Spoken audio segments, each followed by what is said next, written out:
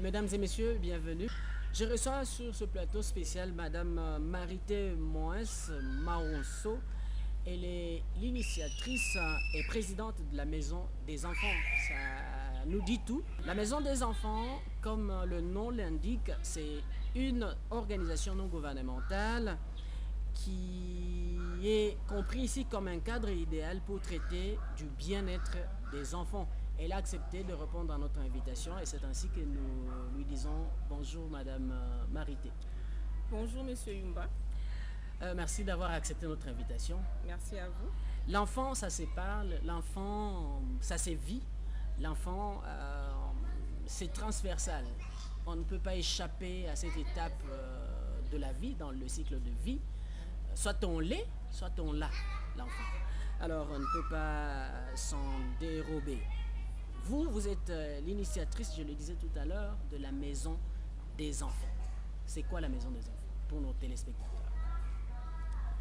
Alors la Maison des Enfants, s'il faut trouver un fondement dans la société, nous pouvons dire que c'est une ONG, organisation non gouvernementale, qui a pour objet social le bien-être de l'enfant. Mais nous souhaitons que l'on dise simplement que c'est la Maison des Enfants.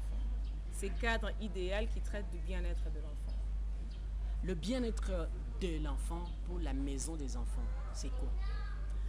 Alors nous avons plusieurs volets dans la Maison des Enfants. Nous nous sommes focalisés pour un premier volet sur le bien-être de l'enfant sur le plan à domicile. Nous disons que la famille, c'est même la base d'un enfant.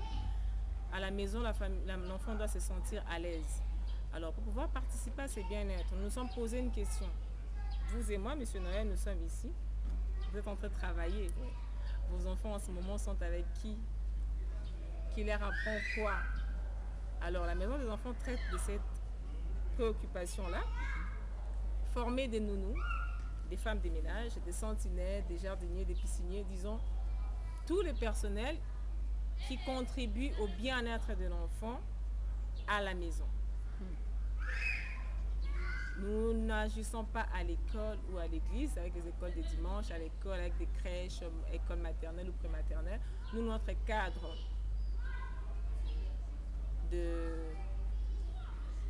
d'opération, c'est la maison. Okay. Donc nous formons des nounous. Nounous, en fait, ce sont les personnes qui gardent les enfants. J'ai défini des fois, il y a plusieurs définitions, mais moi j'aime des fois dire c'est comme un garde-corps de l'enfant. Nous avons une nounou sur le plateau, son travail, elle a suivi une formation pour pouvoir former les autres nounous qui seront disponibles. Donc elle sait en résumé dire que nounou c'est garde-corps de l'enfant. Femme de ménage, donc c'est une troisième main que nous avons. Nous avons plusieurs occupations en tant que parents, ceux qui sont employés ou businessmen, etc. Non, notre troisième main, on peut dire que c'est la dame de ménage, qui prépare à notre place quand nous ne sommes pas disponibles, qui fait les ménages, entretient la maison, etc. Tout ce qui a trait au ménage dans une maison. En ce moment où nous sommes ici occupés à autre chose, en ce moment où ceux des parents qui nous regardent sont en train de regarder la télé, ou quand ils sortent pour aller pour une tâche quelconque, la question c'est celle de savoir qui reste avec les enfants. Pourquoi on pourrait s'interroger autour de ça? En fait, l'enfant doit être éduqué dès le bas âge. La Bible même nous le dit pour ceux qui sont chrétiens. Apprends à l'enfant ce qui est bon dès le bas âge afin qu'à l'âge adulte, qu'il ne s'en détourne point. Alors, nous ne savons pas laisser nos enfants avec n'importe qui. C'est le souci de chaque parent. Il y a des expériences que nous avons partagées souvent c'est entre mères, il y a aussi des pères qui ont la même préoccupation. C'est souvent avec les nouveau-nés. Et ça commence à l'âge du nouveau-né jusqu'à X âge. Tout parent se préoccupe toujours de son enfant, quel que soit l'âge. Jusqu'à 17 ans, on est toujours enfant. Donc la question se pose, qui garde mon enfant? Qui garde votre enfant, Monsieur Yumba? Et au-delà de cette question, il y a des sous-questions. La nounou garde l'enfant, mais qu'est-ce qu'elle apporte à l'être qui est enfant? Cette nounou ou cette femme de ménage, cette personne qui moi j'aime appeler ça le front office. Il est vraiment à la première ligne. Au premier plan, oui. Premier plan avec nos enfants. Donc après les parents, c'est ces personnes-là qui sont directement, c'est même pas la famille. Ça peut être aussi, il y en a qui prennent ceux de la famille, petite sœur, cousine, neveu, nièce, etc. pour pouvoir simuler ce travail. Mais très souvent, des parents qui travaillent préfèrent une personne extérieure à la famille qui va mieux respecter les consignes qu'ils donnent. Alors, les sous-questions que je disais, non pas seulement que qui garde les enfants, mais ces personnes qui gardent les enfants leur apprennent quoi? Parce que d'une manière ou d'une autre, ces personnes contribuent à l'éducation de l'enfant, l'éducation physique de l'enfant, l'éducation intellectuelle de l'enfant, même l'éducation spirituelle de l'enfant. Donc on ne peut pas laisser son enfant, je dirais en guillemets, à n'importe qui. On doit être rassuré d'entre les mains de qui l'on laisse ses enfants. Mais bien-être, ce n'est pas seulement psychologique. Vous avez été avec nous à la conférence que nous avons organisée, j'essaie de paraphraser. Il y avait des psychologues, etc. Mais les bien-être, il y a aussi sur le plan alimentaire. Si l'enfant, je ne suis pas nutritionniste, mais il y a les minimums que l'enfant puisse manger sur une journée, sur 24 heures, qui puisse contribuer à son développement physique. Alors si la personne que vous laissez comme femme de ménage ne respecte pas tout ce que vous voulez pour vos enfants, en tant que maman, je ne suis pas là, je laisse un programme de la semaine et de manger ça lundi, mardi, etc. Si cette personne n'est pas animée de bonne foi pour pouvoir respecter ce que le parent demande, alors je pense que l'enfant aura un déficit par rapport à son bien-être sur la croissance physique. Ah, donc c'est la raison pour laquelle la maison des enfants, qui n'est pas forcément une maison d'hébergement pour enfants. Non, pas maison d'hébergement. Loin de nous de faire. C'est vrai que nous avons des projets, nous sommes encore à nos débuts, nous avons plusieurs projets. La maison des enfants, en fait, j'évite de dire que c'est une ONG ou c'est un centre d'accueil. C'est la maison des enfants. C'est la maison des enfants. Ça c'est compris, oui. Là, il faut vraiment que nous puissions bien nous comprendre que ça reste ainsi, c'est la maison des enfants. C'est le cadre pour le bien-être des enfants. Donc, ce n'est pas un centre d'accueil. Dans l'avenir, avec des propositions, des projets qui nous sont soumis par des personnes bien intentionnées, il y a beaucoup de propositions. Mais dans nos projets, il y a au fait que nous ayons un grand espace pour pouvoir accueillir les enfants des diverses provenances. C'est-à-dire, nous devons avoir à disposition des pédiatres. Déjà, le vice-président est pédiatre. Nous devons avoir à disposition des psychologues qui puissent recevoir des enfants et ça sera non payant. Juste échanger avec des enfants. Et dépasser les cadres géographiques de la maison des enfants, aller vers ces personnes qui ne savent pas venir vers nous, entre autres peut-être des écoles, des églises, avoir des informations sur des enfants qui sont dans les besoins de juste s'exprimer. Parce que, monsieur Noël, vous savez, nous pouvons être dans une maison où l'on est bien assis, nous allons à l'école, les parents payent les minervas sans problème, mais les enfants peuvent avoir des préoccupations. C'est pas parce qu'on est enfant de la maison, que l'on mange chaque jour et que l'on mange bien, qu'on n'a pas forcément des préoccupations. Les préoccupations peuvent être liées à l'âge de l'enfant. Les préoccupations peuvent être liées à la santé de l'enfant. Donc, bref, c'est un peu ça. Ces cadres-là qui puissent recevoir les enfants de diverses provenances pour pouvoir traiter de leurs questions. Donc, le fait d'accueillir les enfants, les héberger, ça peut être envisagé comme un projet. Comme qui peut projet à long terme, qui peut toujours être initié par la maison des enfants. Mais à ce stade, nous en sommes au fait que nous partons d'une expérience. Ce sont des propositions qui sont en étude. Nous, la maison des enfants, nous voulons nous occuper des enfants plutôt au niveau de la maison. De la maison. Nous ne voulons pas sortir de cadre. L'enfant se sent bien en fait chez lui à la maison. Nous ne voulons pas sortir de ces cadres-là, orphelinat, etc.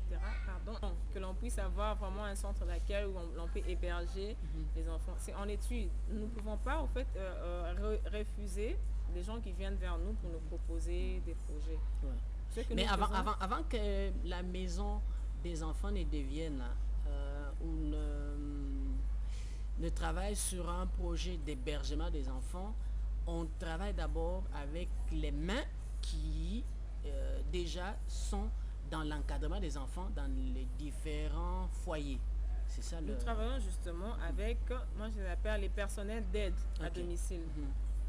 Vous avez énuméré entre autres Nounous. Les nounous, oui. Ceux qui gardent les enfants. Ils ont pour travail de garder les enfants. Les femmes de ménage, donc aide ménagère ou aide ménager, homme ou femme, sans exception de genre. les sentinelles, c'est vraiment à l'ancienne. Nous ne ferons pas des gardiens des sociétés de gardiennage, etc. Oui. Merci. Des sentinelles de maison. C'est-à-dire c'est la seule personne qui garde la maison. Comment ça se passe concrètement avec le personnel qui travaille aux côtés des enfants dans les différentes maisons? Avec la maison des enfants s'y prend comment concrètement? Vous avez parlé de la formation entre-temps. En fait, Monsieur Noël, nous ne sommes pas une agence de placement, ça je voulais d'abord préciser. Nous sommes le cadre idéal qui traite du bien-être de l'enfant. Donc nous sommes au niveau de la formation d'abord. Nous formons toute personne qui aimerait soit améliorer ses performances par rapport à ces métiers que nous avons cités, soit qui aimerait apprendre. Loin de nous l'idée d'un monde idéal où les femmes de ménage et nous sont irréprochables. Nous aimerions en fait apporter un plus dans leur bagage de connaissances par rapport au métier. Et seulement après, ces personnes, avec leur brevet ou leur certification, pourraient avoir cette capacité de se dire, ben voilà, je maîtrise mon travail et je peux chercher le boulot dans ces métiers avec plus d'assurance qu'avant. Alors, Madame Marité, l'humanité a célébré le 20 novembre dernier la journée internationale consacrée aux droits de l'enfant. Et vous êtes l'une des structures qui milite en faveur du bien-être de l'enfant. Est-ce que vous avez organisé une activité en rapport avec ça? Comment est-ce que ça s'est passé chez la Maison des enfants? Nous avons opté ne pas louper cette date combien importante pour l'être enfant. Cette date où nous célébrons les droits de l'enfant, la journée internationale des droits de l'enfant. Alors nous avons organisé une conférence qui était très fructueuse. Il y a un psychologue qui a pu intervenir, un pédiatre. Nous avons pu intervenir en qualité de maman et aussi la voix de ces personnels des ménages avec qui nous nous sommes entretenus. Et enfin, l'avocat, le conseiller juridique de la maison de l'enfant a pu intervenir pour pouvoir nous parler de quelques droits de l'enfant, suivant la charte internationale. Et d'ailleurs, nous nous faisons accompagner de M. Botale, qui est chargé des relations publiques. En même temps, il est juriste, donc il travaille dans la section juridique avec Maître Elombe, qui n'est pas là sur notre plateau, qui a intervenu pour nous étayer un peu certains droits de l'enfant qui sont importants pour les parents. Okay. Alors, il a même donné de la lumière par rapport à la relation qui devrait exister également entre ces personnels d'aide. Comment nous les utilisons, comment nous devrions les utiliser dans nos maisons. Quelques conseils dans ce cadre. Ok, tout à l'heure vous nous parliez de ceux-là qui vous accompagnent sur ce plateau. On a monsieur Botel et Christian, oui, qui est chargé des relations publiques et il est en même temps dans la commission juridique de la maison des enfants. Okay. Et madame Kazumba Betty, qui est une des distinguées formatrices nounou de la maison des enfants. Okay. Elle s'est distinguée pendant la formation.